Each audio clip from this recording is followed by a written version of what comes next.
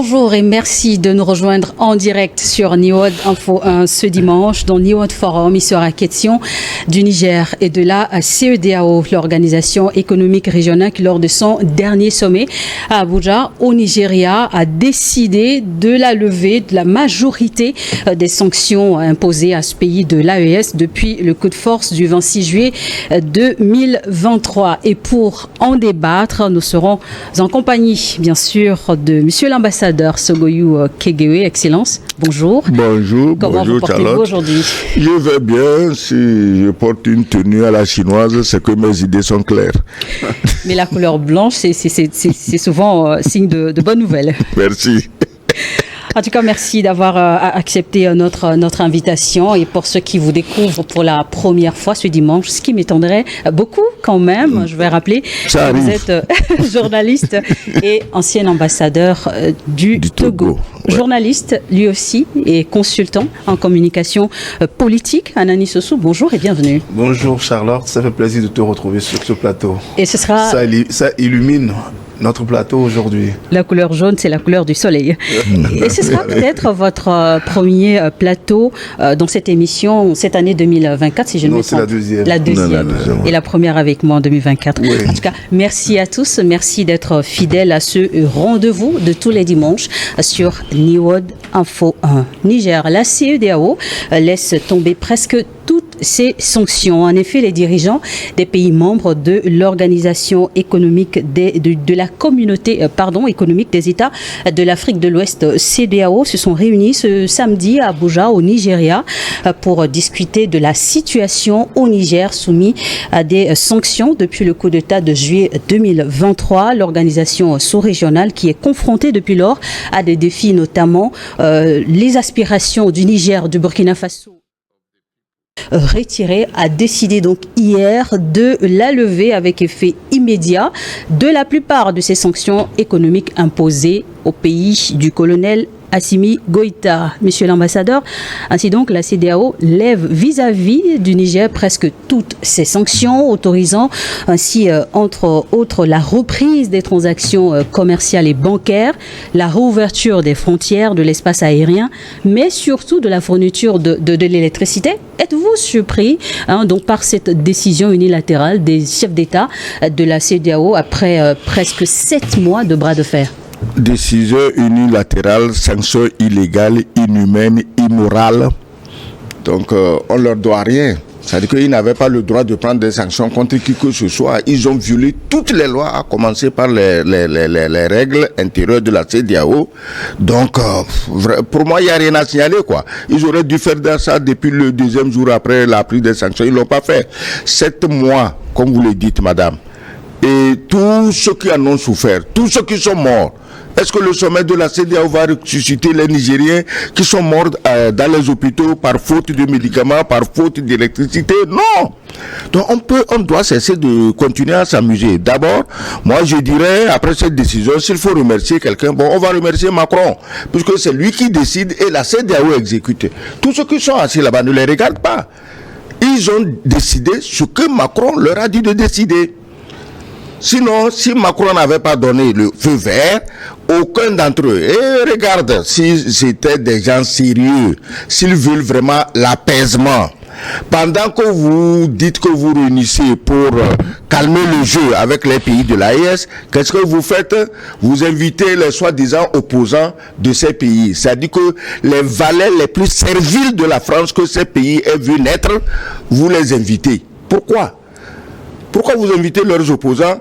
Histoire, peut-être, de faire croire aux populations de ces pays que la reprise, le dégel, vous le devez aux opposants et non aux putschistes.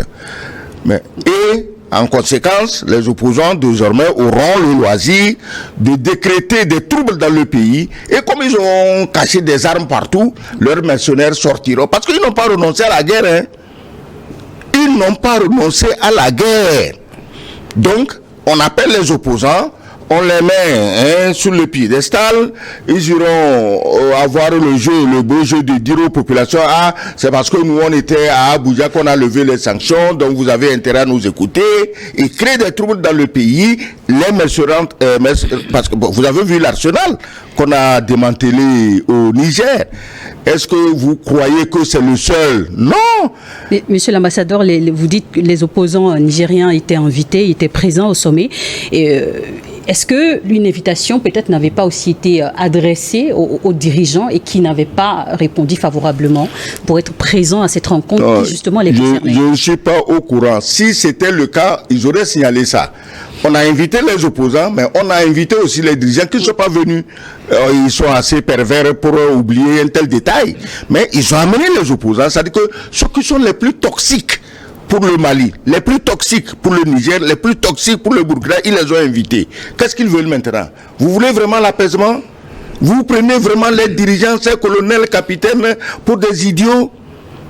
Mais ils ont tout compris, ils ont levé les sanctions. Mais ils ont levé les sanctions parce que ces sanctions les frappaient. C'est comme aujourd'hui l'OTAN et la Russie. Chaque matin, pas que des sanctions, 10e, 13e. Mais c'est les Européens qui sont en train de mourir. Quand le président Macron se fait chasser à la porte de Versailles à la foire agricole, avec des jets d'eau, des tomates, des œufs pourris, du caca de bœuf, mais c'est pas Poutine. Donc, ils lèvent les sanctions qui les pénalisent eux-mêmes. Nous savons très bien ce que nos pays côtiers souffrent du fait des sanctions contre ces pays du Sahel. Il faut qu'on ait l'honnêteté de les dire. Donc ils n'ont rien fait, Charlotte, ils n'ont rien fait d'extraordinaire. Rien fait d'extraordinaire. Voilà. Monsieur l'ambassadeur, Anani Sossou, justement, cette information, est-ce que c'est un signe d'un retour à la normale enfin? En fait, la CEDEAO était au pied du mur. Ils n'avaient pas d'autre choix. N'oubliez pas que ces États, il y a quelques semaines, ont annoncé leur retrait de la CEDEAO. Si ces 3 États renoncent à la CEDEAO est mourante, n'existerait plus pratiquement. Donc, d'abord, c'est des sanctions qui sont vraiment illégales. Puisque mourante, mais il restera quand même 12 pays membres. Oui, il faut voir le poids de ces pays, des pays qui partent. Il faut voir le nombre d'habitants qu'il y a au Niger, au Burkina et au Mali. Si on les additionne et on soustrait des 12 autres pays, vous allez voir. Et le poids économique aussi de ces pays-là, dans l'espace CEDEAO. Donc je disais donc que les sanctions étaient illégales parce que dans la charte constitutive de la CEDEAO, il n'y a aucun article qui prévoit par exemple la fermeture des frontières à l'intérieur de l'espace CEDEAO.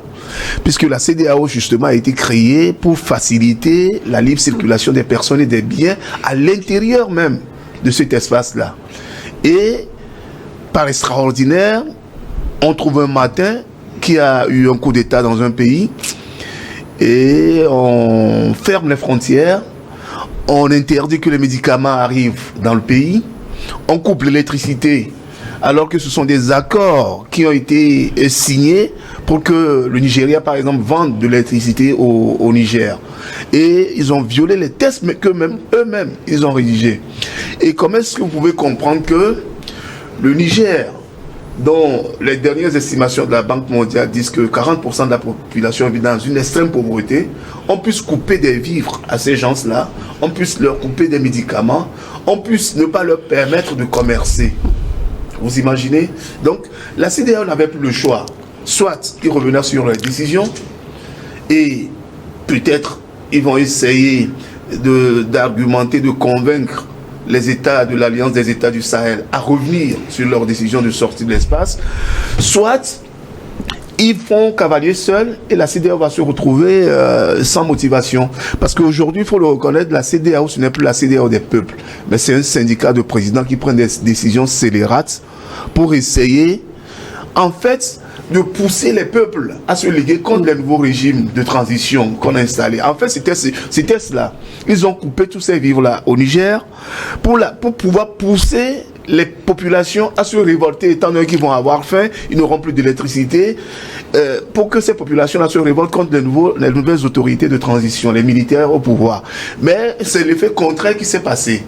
Ça a montré une certaine forme de solidarité. Ça a permis que les gens comprennent que la CEDEAO ne s'occupe pas en fait de la réalité des populations, mais c'est un syndicat. Donc la CEDEAO n'avait plus d'arguments à faire valoir. Déjà, vous avez vu lors de la dernière interview de la conférence de presse de Patrice Talon, pourtant l'un des fervents qui voulait aller en guerre contre le Niger. Vous avez vu sa conférence de presse? Il a jugé illégal et que si c'était à refaire, il ne ferait plus la même chose, mais qui va demander lors du prochain sommet qui s'est passé hier, va demander que les sanctions soient levées.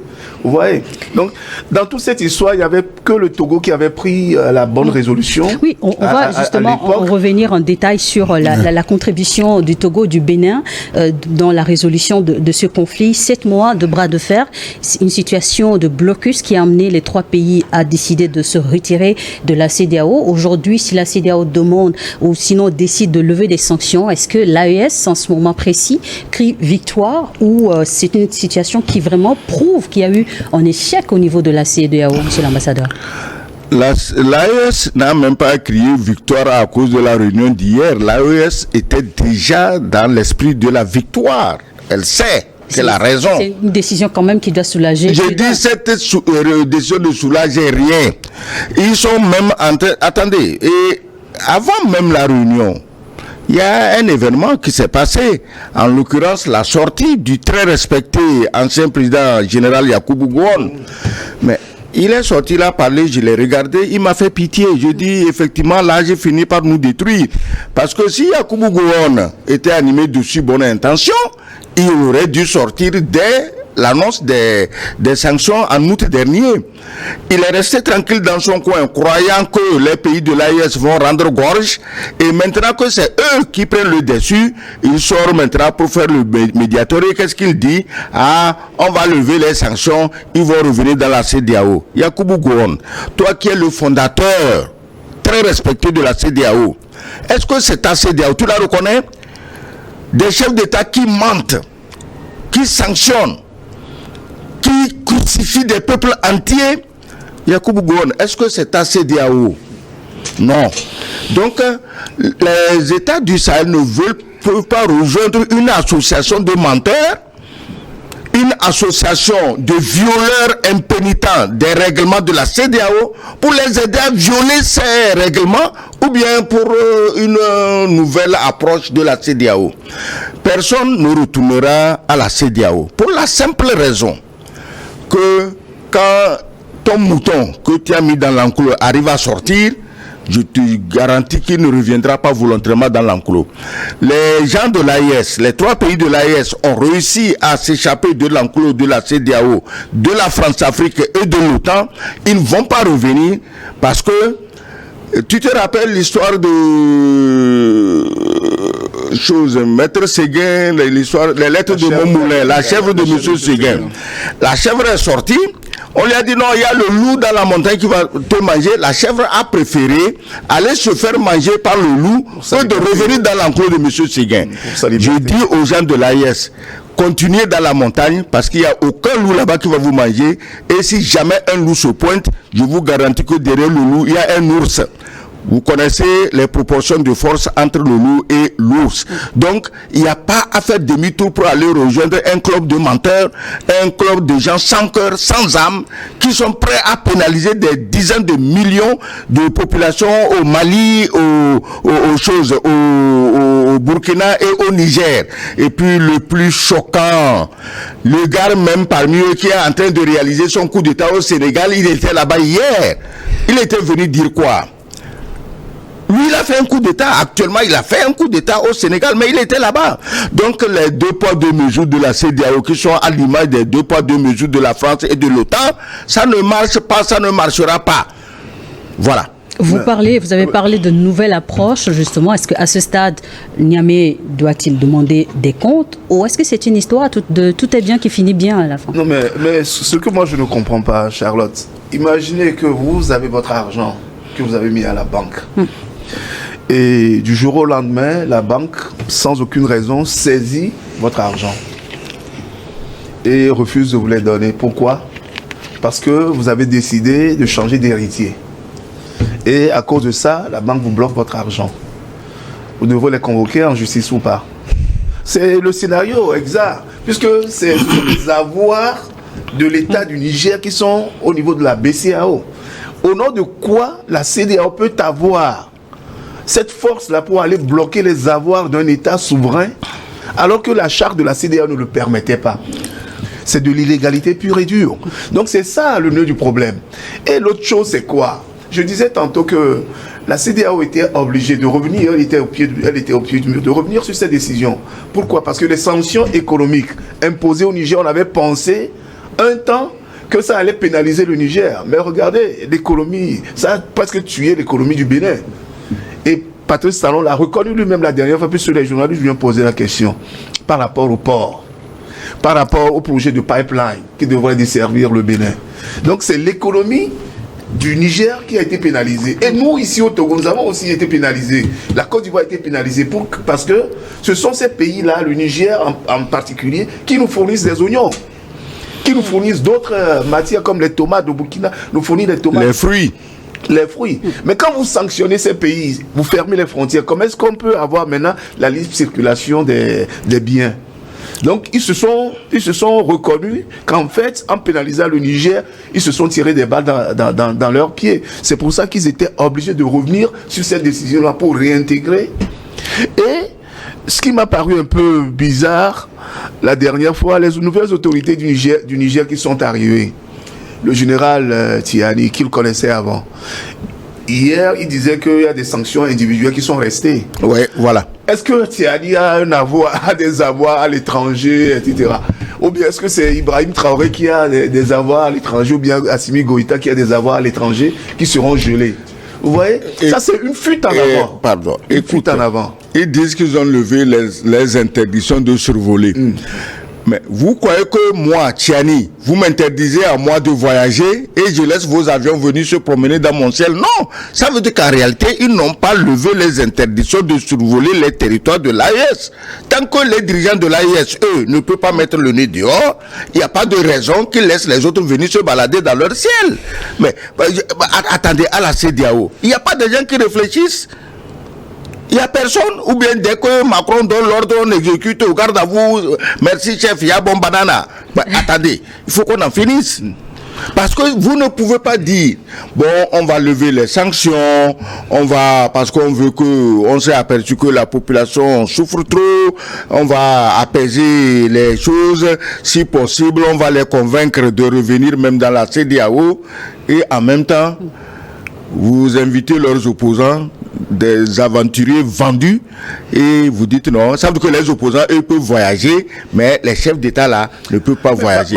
Mais ils prennent les gens pour des demeurés, des chrétiens, ou bien c'est eux-mêmes qui sont chrétiens. Malgré les interdictions même de voyager, on s'est rendu compte quand même que le général Tiani s'est rendu au Mali. Mais pourtant, on leur a interdit de voyager. Il s'est rendu au Mali. Le président du Burkina s'est rendu aussi au Mali. Donc ça veut dire que ça n'a aucune efficacité, ces sanctions-là, en réalité. Donc la CEDEAO, tout ce que moi je trouve regrettable, c'est que les idées des pères fondateurs de la CEDEAO, c'est de permettre que l'économie de la sous-région soit florissante. Et la CEDEAO, malgré tout ce qu'on peut le trouver, le seul bémol que moi je trouve, c'est que ça nous permet aujourd'hui, avec une carte d'identité, d'aller en Côte d'Ivoire, d'aller au Mali, d'aller au Sénégal. Ça, c'est tout ce que moi je regrette dans la décision des États de l'AES. Parce que là où nous sommes aujourd'hui, nous vivons dans un ensemble. Et pris isolément, aucun pays n'a de force pour avancer seul. Mais lorsqu'on sera dans un espace communautaire comme la CEDEAO et qu'on s'entend, on s'unit, on aura beaucoup plus de force pour avancer. C'est tout ce que moi je trouve regrettable dans l'idée de la sortie des États de l'Alliance. Depuis ce 24 février 2024, la CEDEAO donc a décidé de revenir sur cette décision. Mais selon vous, messieurs, quelle direction vont prendre les choses dès cet instant? Il n'y aura rien de nouveau. La CEDEAO, je dis que c'était les pères fondateurs depuis 1975 ont fondé une CEDEAO, pour le dire, comme il a dit, pour renforcer l'économie, le vivre ensemble, la paix. Aujourd'hui, la CEDEAO n'est pas un instrument de la paix parce qu'elle ferme les yeux sur les exactions des djihadistes. Est-ce que hier, vous avez entendu dire un seul mot des terroristes? Non, parce que c'est leurs alliés. C'est leurs alliés. Tout ce que la CEDEAO a fait contre le Niger, c'est pour donner la force aux terroristes de prendre le pays. La même chose au Mali, la même chose au Burkina Faso. Donc, ça se dit, il n'y a rien de nouveau. Absolument rien de nouveau. Les intérêts, les bénéfices que le Niger, Mali, Burkina vont tirer de cette ouverture des fonds, eux-mêmes tirent les mêmes bénéfices. C'est dans leur intérêt aussi. Donc la nouvelle orientation, c'est quoi? C'est que la CEDEAO dise que désormais, nous respectons les statuts qu'on s'est donnés nous-mêmes à la création de l'organisation et non pas les ordres venus quotidiennement de Paris. C'est ça le problème. Si la CEDEAO respecte ses propres tests, ben, il n'y a pas de raison que des gens disent on n'en veut plus. Mais dans l'état actuel des choses, l'AES a pris la bonne direction. On ne peut pas aller s'ajouter à des gens de vrais gardiens de camps de concentration qui ne raisonnent que sanctions, sanctions. C'est exactement comme leurs patrons de l'OTAN font. Sanctions, sanctions, sanctions. On ne réfléchit pas. Les diplomates sont oubliés. On ne négocie pas, rien, il n'y a pas de pardon, sanction. Comment un homme de l'AES qui travaille pour son peuple et non pour les chefs d'État peut aller rejoindre un club comme ça? Comment? Mais les sanctions même de la CEDEAO, c'est à géométrie variable. Vous voyez un pays comme la Guinée-Conakry, où depuis 3 ans, aucun calendrier n'est donné pour des élections. La CEDEAO ne dit rien. Rien sur la Guinée. Mais dès lors qu'il s'agit du Niger, du Burkina ou du Mali, ils sortent leurs gants. Vous insinuez que c'est des traitements au cas par cas? C'est à géométrie variable ces sanctions. Regardez ce que Macky Sall vient de faire au Sénégal. Il n'y a rien, il n'y a aucune crise dans le pays. Lui-même, il crée une crise au Sénégal pour se maintenir au pouvoir. La CEDEAO n'a même pas eu le courage de sanctionner Macky Sall, mais on l'a encore convoqué à la réunion du 24 février, hier. Alors que il y a une disposition de la CEDEAO qui dit que dans tous les pays membres de la CEDEAO, personne ne peut changer les règles du jeu 6 mois avant les élections. C'est ce que Macky Sall vient de faire. Mais la CEDEAO ne lui a rien dit jusqu'à présent. Bien au contraire, on a vu quelques déclarations de façade. Et puis c'est tout. Mais le gars, il se maintient toujours au pouvoir et il était parmi eux hier. Pourquoi on n'a pas convoqué une réunion extraordinaire de la CEDEAO au sujet du Mali? Au sujet du Sénégal. Pourquoi on n'a pas convoqué une réunion extraordinaire à ce sujet-là? Donc, des fois, on se dit que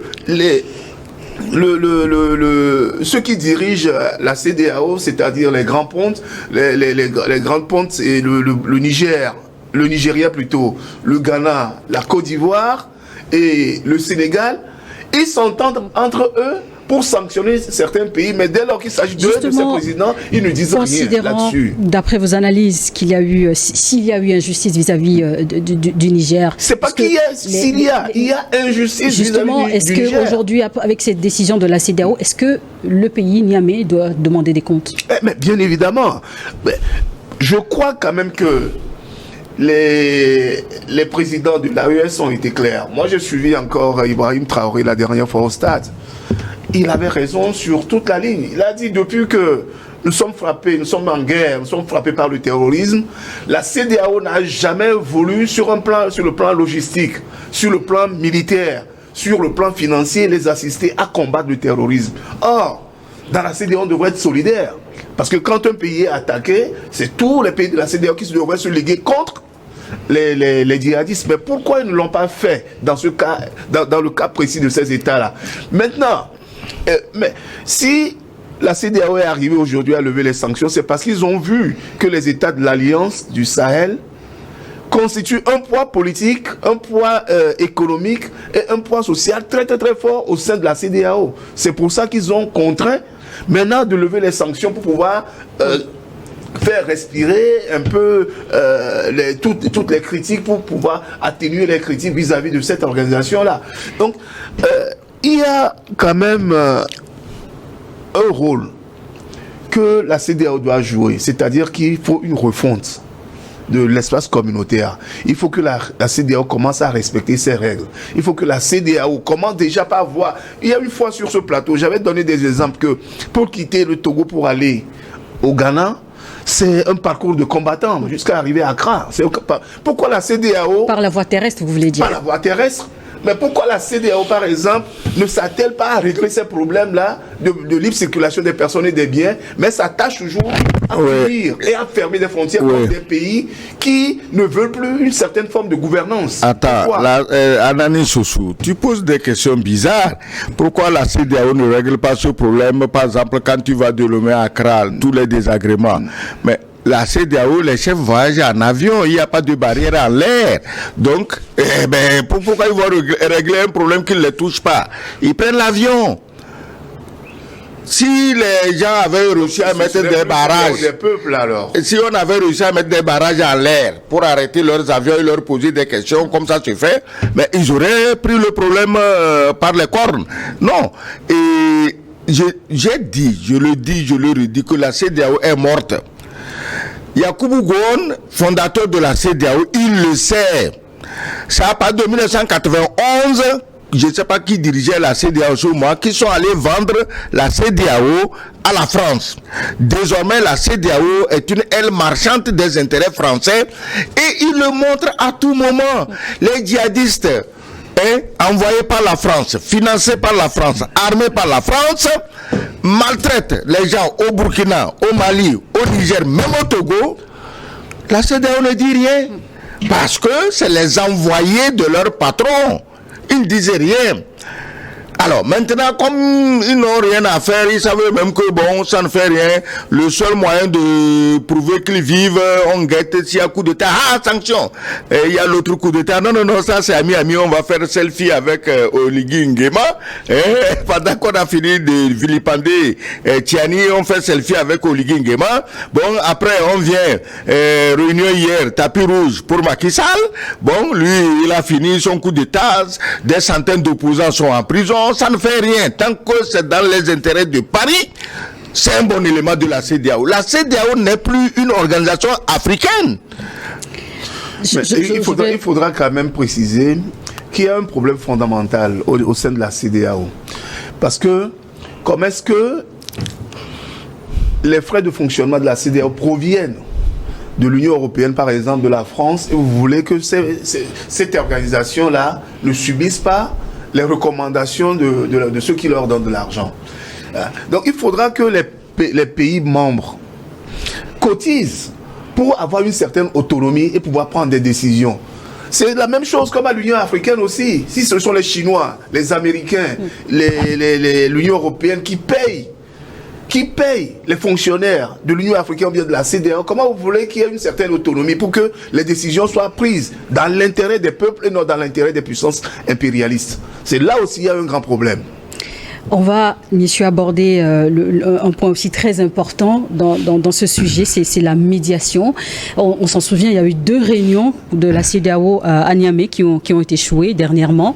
Le 10 janvier dernier, le seul qui s'est retrouvé à Niamey, c'était le ministre des Affaires étrangères du Togo, professeur Robert Doucet. Dernièrement également, les 2 chefs d'État du Togo et de la Côte d'Ivoire ont évoqué à Abidjan le sujet du Niger. Aujourd'hui, on se retrouve avec un peu une évolution dans la situation après 7 mois de blocus, de difficultés, vous le soulignez, vis-à-vis du peuple nigérien. Est-ce que, justement, selon vous, la médiation togolaise, quel rôle, à votre avis, elle a joué dans l'évolution de cette situation? Et avant même de répondre à la question, il faut dénoncer la mauvaise foi de la CEDEAO et de ceux qu'elle a choisis, d'autres, je ne parle pas du Togo, d'autres qu'elle a choisis comme médiateurs. Parce que si on veut nous convaincre que dans toute la CEDEAO, il y a un seul avion, et qu'on veut aller à Niamey, et le seul avion de la CEDEAO est tombé en panne, mais quand même, rendez-vous compte, rendez-vous à l'évidence, qu'on se moque des gens. Maintenant, le Togo, justement, vous allez voir que toutes ces manœuvres sont enclenchées pour compliquer le travail au Togo. Et nous était la persévérance, le désir illimité du Togo pour la paix et le bon voisinage. Mais le président du Togo aussi aurait pu jeter l'éponge. Mais la dernière fois, il est allé chez son aîné, Alassane Ouattara. Mais tant mieux, il fait son travail de médiateur. Il doit rencontrer tous ceux qui sont importants à résoudre le problème. Ouattara est très important à résoudre le problème de la CEDEAO parce que c'était le plus guerrier. C'est lui qui avait déjà des troupes, des armes et de l'argent pour attaquer le Niger. Donc il est tout à fait normal que si quelqu'un veut négocier pour le bonheur du Niger, qu'il aille voir le plus agressif qui soit envers le Niger. Le président est allé là-bas. Je vous dis de ne pas oublier la sortie de Yakubu Gowon. Et il y a des efforts qui sont faits, même si certains viennent trop tard.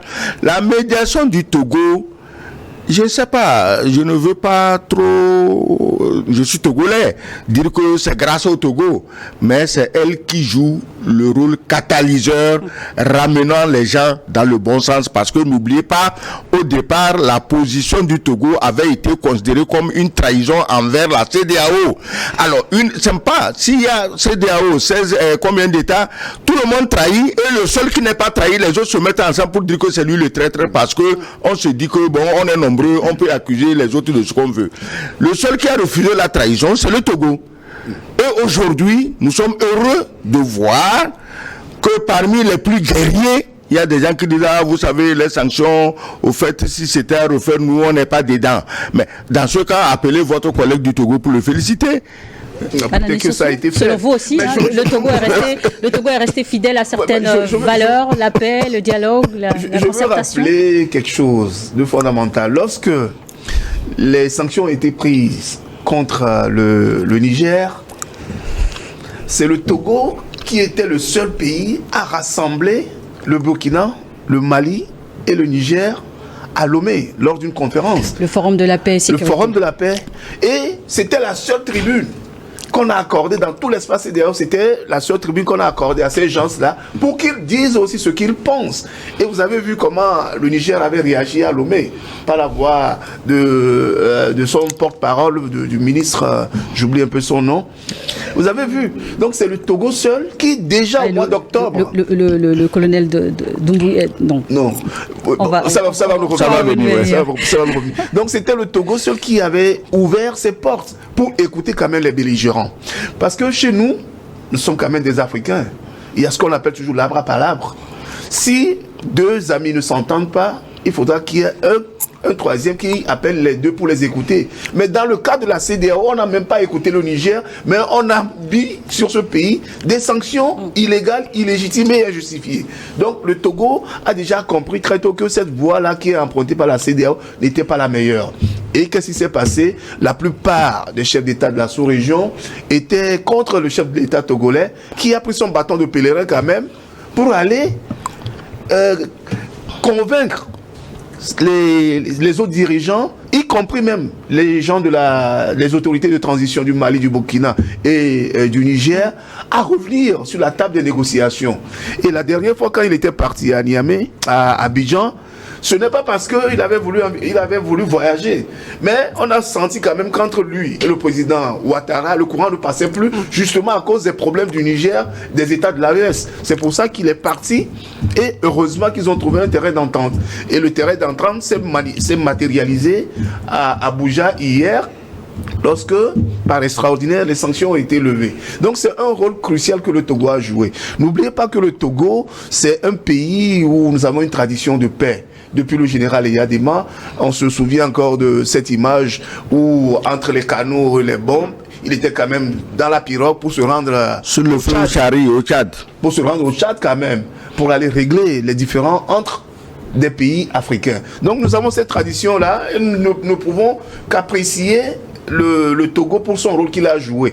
Et rappelez-vous également que lors de la dernière session de la CEDEAO, des médiateurs ont été désignés, ont été ajoutés au président togolais Faure Gnassingbé, notamment le président du Bénin, le président Tinubu, qui devrait aussi jouer le même rôle que le Togo a joué. Mais je ne sais pas, si peut-être que l'ambassadeur sait, je ne sais pas s'ils ont déjà pris leur avion pour se rendre à Niamey, à Bamako ou bien à Ouaga. Mais le président togolais s'est rendu. Même si ce n'est pas officiel. À Niamey, on le sait, il s'est rendu au Mali et les autorités de Niamey ont envoyé des délégations au Togo dans le cadre de la résolution de ces sanctions illégales qui frappaient ces pays-là. Donc, ce que le Togo a fait doit être apprécié à juste titre. Nous sommes dans un espace, nous sommes appelés à vivre ensemble. Aucun pays ne peut vivre en autarcie aujourd'hui. On va supposer, sinon espérer qu'un vent de calme commence par souffler déjà depuis ce sommet hier. Mais la question fondamentale, peut-être que se posent beaucoup d'analystes aussi, des citoyens d'Afrique et surtout dans la zone du Sahel, le retour de l'AES au sein de la CEDEAO, est-ce envisageable ? Charlotte, j'ai déjà dit que la chèvre de M. Séguin a préféré se faire manger par le loup dans la montagne plutôt que de revenir dans l'enclos de M. Séguin. Et j'ai précisé que les pays de l'AES n'ont pas à craindre le loup parce que derrière eux se trouve l'ours. J'espère que tout le monde comprend ce que je veux dire. Qui est le loup et qui est l'ours. Donc, il n'y a pas de raison de retourner dans ce saladier. Sauf si la CEDEAO dit, on va refonder nos tests. On va leur donner des objectifs clairs et lisibles par tout le monde. Que selon les humeurs du maître de l'Élysée, on ne peut pas prendre des décisions hasardeuses au titre même d'hypothéquer la vie et la survie des peuples entiers. Si la CEDEAO se met dans le bon sens, l'AES aura le temps de se consolider, mais la consolidation, la fédération de l'AES peut maintenant aller adhérer à la CEDEAO. On ne va pas leur demander de dissoudre l'AES avant de retourner dans la CEDEAO parce qu'ils savent que c'est parce qu'ils sont unis dans l'AES qu'ils sont forts et qu'ils sont respectés. Donc, la CEDEAO n'est d'aucune utilité. C'est la CEDEAO qui leur complique la vie. C'est la CEDEAO qui aide les djihadistes. C'est la CEDEAO qui les menace de guerre. Pourquoi ils vont y retourner? Monsieur l'ambassadeur, donc si jamais les trois pays devraient réintégrer ou sinon revenir, puisqu'ils ne sont pas encore officiellement, définitivement partis, s'ils devraient rester au sein de la CEDEAO, l'AES devrait être toujours... L'AES peut être membre de la CEDEAO, l'AES, mais si jamais ils commettent l'erreur de dissoudre l'AES, c'est-à-dire que d'être isolés, mais ils seront éliminés. Parce que si la CEDEAO était sérieuse, hier, ils auraient dû renoncer à la guerre. Est-ce qu'ils ont dit publiquement que bon, Niger, Mali, Burkina, notre histoire de guerre, on en a fini, maintenant on est des frères, venez... Non, ils n'ont pas dit ça. C'est-à-dire que la guerre est en cours. Et quand on voit les découvertes d'armes qui se passent au Niger, et je dis au Niger, mais parce que parmi autres choses découvertes, en même temps que les armes, se trouvent les cartes de la sous-région, et nos pays sont dedans. Donc, la France veut gaboniser nos pays. C'est-à-dire que trouver des larbins à faire des coups d'État et à les mettre à la tête de nos États. Donc, quand je vois certains pays de la CEDEAO, moi je suis ami de Macron, ils croient qu'ils sont à l'ombre. Non, ils vont vous bousculer, ils vont vous trouver des oligarques pour vous mettre. Il n'y a pas d'amis de la France. Macron est clair, je n'ai pas d'amis, la France n'a pas d'amis, la France a des intérêts. C'est comme ça que tous les chefs d'État doivent parler si c'était des chefs d'État. Vous dites ici le Togo, si le Tomé, parce que le Togo a pensé aux intérêts de sa population. Le Togo sait ce que ça lui coûterait si sa population devait vivre l'animosité au Mali, au Burkina, au Niger. Il sait les affaires que les Nigériens qui sont au Togo font. En quoi ça renforce l'économie togolaise, il sait. Un chef d'État, il réfléchit avant de décider et la première élection viable, c'est défendre les intérêts de son pays. Ouais, mais voilà. Je ne trouve pas intéressant, par exemple, que l'AES quitte la CEDEAO. Vous savez, il y a des organisations internes encore dans l'espace CEDEAO, le Conseil de l'Entente, par exemple, qui réunit 5 pays. Donc et les pourtant, 3 pays devraient peut-être rester, mais en tant qu'aussi une organisation... Il y a une organisation qui regroupe des pays en Afrique de l'Ouest, mais qui sont toujours membres de la CEDEAO. Donc, l'AES, laisse-moi développer mon idée ici. Oui. Donc, l'AES, par exemple, pouvait rester comme une entité, comme le Conseil de l'Entente. Mais c'est ce que j'ai dit. Et il devrait rester comme une entité, mais ne pas quitter la CEDEAO. Parce que si vous prenez le problème dans son ensemble, il quitte la CEDEAO, ça veut dire que ce sera le retour des barrières douanières. Et au niveau du commerce, au niveau de l'économie, ça va pénaliser nos pays, ça va pénaliser aussi leur pays. La question de visa aussi, qu'on se La question de visa aussi va encore se poser. La question de visa aussi va encore se poser. Et en matière douanière, ce sera des taxes. Mais aujourd'hui, par exemple, avec la libre circulation des personnes et des biens, même si matériellement, ce n'est pas toujours aussi ça, moi je trouve quand même intéressant qu'on ait cet espace-là qui peut nous permettre d'aller nous installer dans chaque pays. Justement, Anani Sossou, vous accentuez sur la question économique. On sait que les États africains aujourd'hui travaillent dur, en tout cas œuvrent à mettre en place, par exemple, la ZLECAf. Vous pensez que ça pourrait être un handicap?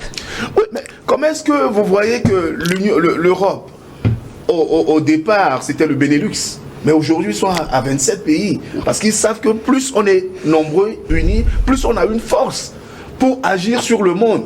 Les États-Unis sont là, ils sont une grande puissance. Mais maintenant, nous, nos pays hétéroclites, nos pays qui n'ont pas de stabilité économique et politiquement aussi qui ne sont pas stables, comment vous voulez que ces pays-là se séparent? Écoutez. L'ambassadeur a dit quelque chose aussi de très important.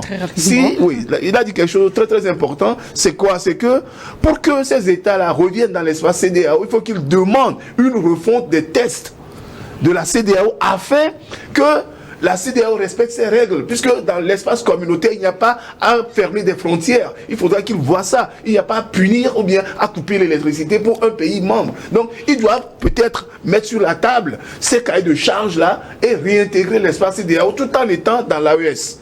Comme le Conseil de l'Entente, par exemple. Tu as donné l'exemple du Conseil de l'Entente.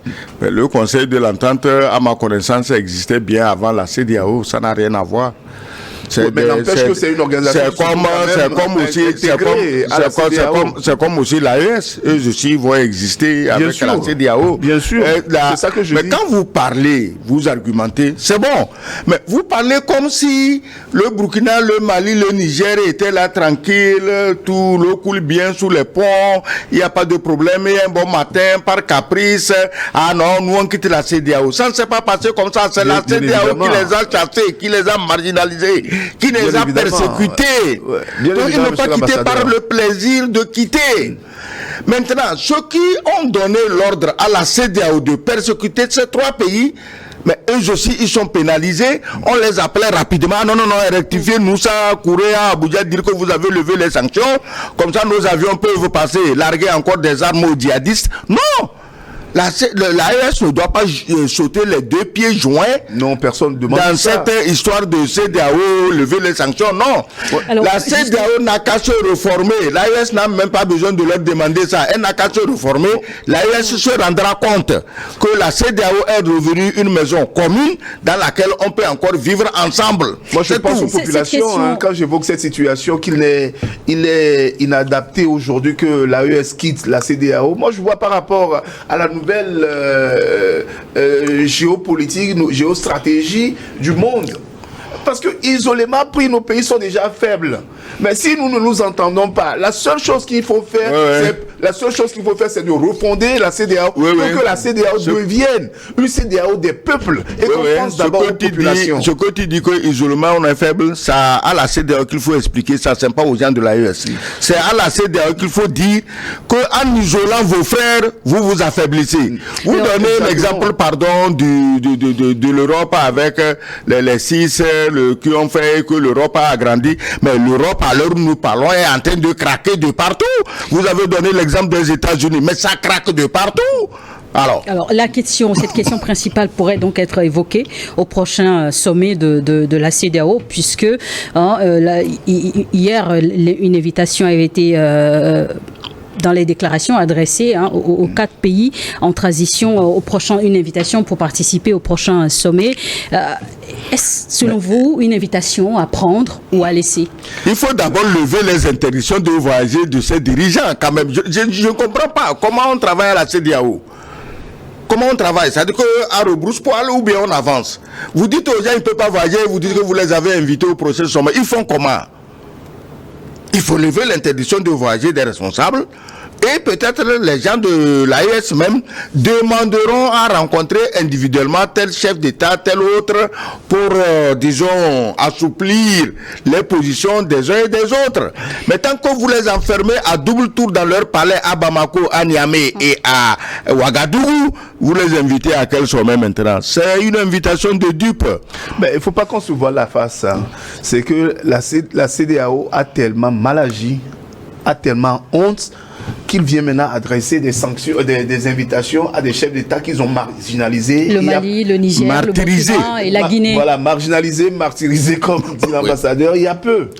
Vous voyez, il n'y a pas une logique dans cette histoire. Et hier encore... Peut-être aussi que ça pourra permettre une levée totale des sanctions. Non, et hier encore, au lieu de dire que toutes les sanctions sont levées, ils disent qu'on ouvre l'espace aérien, on ouvre les frontières, et pourtant vous dites que les responsables sont interdits de voyage.